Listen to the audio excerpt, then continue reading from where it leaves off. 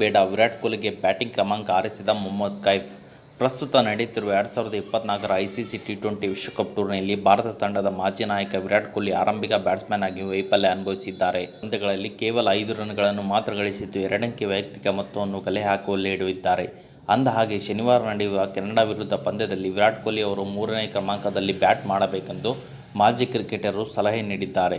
ಮತ್ತು ಪ್ರಸ್ತುತ West Indies ಹಾಗೂ ಯುಎಸ್ಎ ಜಂಟಿ ಆತಿಥ್ಯದಲ್ಲಿ ಇದೀಗ ನಡೆಯುತ್ತಿರುವ 2024ರ ಐಸಿಸಿ ಟಿ20 ವಿಶ್ವಕಪ್ ಟೂರ್ನಿಯಲ್ಲಿ ವಿರಾಟ್ ಕೊಹ್ಲಿ ಆರಂಭಿಕ ಬ್ಯಾಟ್ಸ್ಮನ್ ಆಗಿ ವೈಫಲ್ಯ ಅನುಭವಿಸಿದ್ದಾರೆ.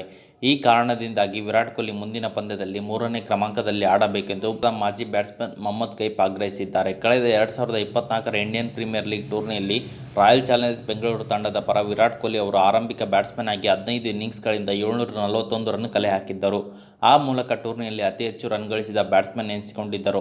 ಆ ಮೂಲಕ ಆರೆಂಜ್ ಕ್ಯಾಪ್ ಮುಡಿಗೇರಿಸಿಕೊಂಡಿದ್ದಾರೆ. ಅದೇ ಲಯವನ್ನು ಟಿ20 ವಿಶ್ವಕಪ್ ಟೂರ್ನಿಯಲ್ಲಿ ಮುಂದುವರಿಸಬೇಕೆಂದು ವಿರಾಟ್ ಕೊಹ್ಲಿ ಅವರು ಬಯಸಿದ್ದರು. ಆದರೆ ಐರ್ಲೆಂಡ್ ವಿರುದ್ಧ ಮೊದಲನೇ ಪಂದ್ಯದಲ್ಲಿ ಕೇವಲ 1 ರನ್ಗೆ ಔಟ್ ಆಗಿದ್ದ ಕೊಹ್ಲಿ, ಪಾಕಿಸ್ತಾನ ವಿರುದ್ಧ ತನ್ನ 2ನೇ ಪಂದ್ಯದಲ್ಲಿ 4 ರನ್ ಮತ್ತು ಯುಎಸ್ಎ ವಿರುದ್ಧದ ಪಂದ್ಯದಲ್ಲಿ ಗೋಲ್ಡನ್ ಡಕ್ಔಟ್ ಆಗಿ ಮತ್ತು ಆ ಮೂಲಕ ನಿರಾಶೆ ಮೂಡಿಸಿದ್ದಾರೆ. ಆರಂಭಿಕ 3 ಪಂದ್ಯಗಳಲ್ಲಿ ಗೆಲುವು ಪಡೆಯುವ ಮೂಲಕ ಭಾರತ ತಂಡ ಟೂರ್ನಿಯ ಸೂಪರ್ 8 ಹಂತಕ್ಕೆ ಪ್ರವೇಶಿಸಿದೆ. ಇದೀಗ ಟೀಂ ಇಂಡಿಯಾ ಶನಿವಾರ ಫ್ಲೋರಿಡಾದಲ್ಲಿ ಕೆನಡಾ ವಿರುದ್ಧ ಕಾದಾಟ ನಡೆಸಲಿದೆ. ಈ ಪಂದ್ಯದಲ್ಲಿ ವಿರಾಟ್ ಕೊಹ್ಲಿ 3ನೇ ಕ್ರಮಾಂಕದಲ್ಲಿ ಬ್ಯಾಟ್ ಮಾಡಬೇಕೆಂದು ಮೊಹಮ್ಮದ್ ಕೈಫ್ ಅವರು ಸಲಹೆ ನೀಡಿದ್ದಾರೆ. ವಿರಾಟ್ ಕೊಹ್ಲಿ 3ನೇ ಕ್ರಮಾಂಕದಲ್ಲಿ ಬ್ಯಾಟ್ ಮಾಡಬೇಕು, ಏಕೆಂದರೆ ಭಾರತ ತಂಡದ ಪರ 3ನೇ ಕ್ರಮಾಂಕದಲ್ಲಿ ಅವರು ಅತ್ಯುತ್ತಮ ದಾಖಲೆಯನ್ನು ಹೊಂದಿದ್ದಾರೆ.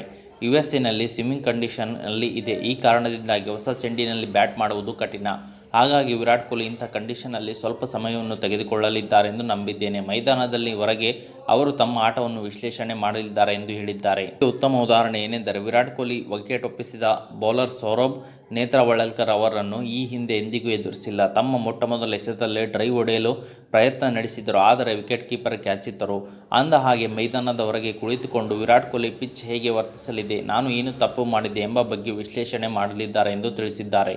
ಐಪಿಎಲ್ ಟಿ20 ನಡೆದ ಕಂಡೀಷನ್ಗಳ ವ್ಯತ್ಯಾಸ. ಐಪಿಎಲ್ ಟೂರ್ನಿಯಲ್ಲಿ ಇವರು ಓಪನಿಂಗ್ ಬ್ಯಾಟ್ ಮಾಡಿದ್ದಾರೆಂಬುದನ್ನು ನಾನು ಅರ್ಥ ಮಾಡಿಕೊಳ್ಳುತ್ತೇನೆ. ಐಪಿಎಲ್ ಕಂಡೀಷನ್ ಫ್ಲಾಟ್ ಆಗಿತ್ತು. ಈ ಕಾರಣದಿಂದಲೇ 200ಕ್ಕೂ ಹೆಚ್ಚು ರನ್ಗಳನ್ನು ಗಳಿಸಲು ಸಾಧ್ಯವಾಗಿತ್ತು. ವಿರಾಟ್ ಕೊಹ್ಲಿ ಓಪನಿಂಗ್ ಬ್ಯಾಟಿಂಗ್ ಮೂಲಕ 80ರಿಂದ 91 ರನ್ಗಳನ್ನು ಕಲೆ ಹಾಕಿದ್ದರು. ಈ ಹಿನ್ನೆಲೆಯಲ್ಲಿ ಅವರು ಟಿ20 ವಿಶ್ವಕಪ್ನಲ್ಲಿ ಇನ್ನಿಂಗ್ಸ್ ಆರಂಭಿಸಿದ್ದಾರೆ. ಆದರೆ ಈ 2 ಕಂಡೀಷನ್ ವಿಭಿನ್ನವಾಗಿವೆ ಹಾಗೂ ಚೆಂಡು ಹೆಚ್ಚಿನ ಚಲನೆಯನ್ನು ಹೊಂದಿದೆ ಎಂದು ಮೊಹಮ್ಮದ್ ಕೈಫ್ ಅವರು ಹೇಳಿದ್ದಾರೆ. ಓಕೆ ಸ್ನೇಹಿತರೆ, ಇದು ಇವತ್ತಿನ ಒಂದು ಹೊಸ ಅಪ್ಡೇಟ್ ಆಗಿದೆ. ಈ ಅಪ್ಡೇಟ್ ನಿಮ್ಗೆ ಇಷ್ಟ ಆಗಿದೆ ಅಂತ ತಿಳ್ಕೊಂಡಿದ್ದೀನಿ. ಈ ಅಪ್ಡೇಟ್ ನಿಮ್ಗೆ ಇಷ್ಟ ಆದರೆ ಸಣ್ಣದೊಂದು ಲೈಕ್ ಮಾಡಿ, ಶೇರ್ ಮಾಡಿ, ಕಮೆಂಟ್ ಮಾಡಿ ಮತ್ತು ಇದೇ ರೀತಿಯಾಗಿ ಹೆಚ್ಚಿನ ಮಾಹಿತಿಗಾಗಿ ನಮ್ಮ ಚಾನಲನ್ನು ಸಬ್ಸ್ಕ್ರೈಬ್ ಮಾಡಿಕೊಳ್ಳಿ ಸ್ನೇಹಿತರೆ.